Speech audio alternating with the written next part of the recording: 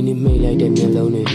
မနှက်ဖြန်ပြန်ပွင့်မလာနိုင်ခဲ့ငါချစ်တဲ့ငါမိသားစုစီကိုငါဘတော်မှပြန်မလာနိုင်ခဲ့ရင်ဖွင့်နေကြငါတငယ်ချင်းတွေကိုငါစကားတွေထပ်မပြောနိုင်ခဲ့ငါမေ့မရတဲ့လူတစ်ယောက်ကိုအုံနောက်မှာထပ်ပြီးငါပုံမဖော်နိုင်ခဲ့မိဟာတန်းနဲ့ရှင်မိငွေပေးတဲ့ကျေးဇူးကိုငါပြန်မဆက်နိုင်ခဲ့လူလောကရဲ့ဆွဲခေါ်လာတဲ့အဖေကိုငါဘာမှမလုပ်ပေးနိုင်ခဲ့ကိုယ်တိုင်ရတဲ့ဝင်ငွေလေးနဲ့ကျွန်တော်အိမ်ကြီးတစုံစားတော့မကတော့နိုင်ခဲ့အဖေနဲ့မေးမျက်နှာကိုကြည့်ပြီးတငယ်ချင်းတွေနဲ့အဝတ်စားခြင်းသာမပြိုင်ခဲ့ဖန်ဆင်းပြီးအဖျားသခင်ဦးသုံးချိန်ချဒုက္ခတွေအတွက်အပူမကတ်နိုင်ခဲ့နေထိုင်ခွင့်ပေးတဲ့ကဘာမြေပေါ်မှာအပင်တပင်တော့မဆိုင်ပေးနိုင်ခဲ့လာမယ့်နှစ်တွေအတွက်စိတ်ကူးရင်ပြီးမနှက်ဖြန့်နေမသေးကြနိုင်ခဲ့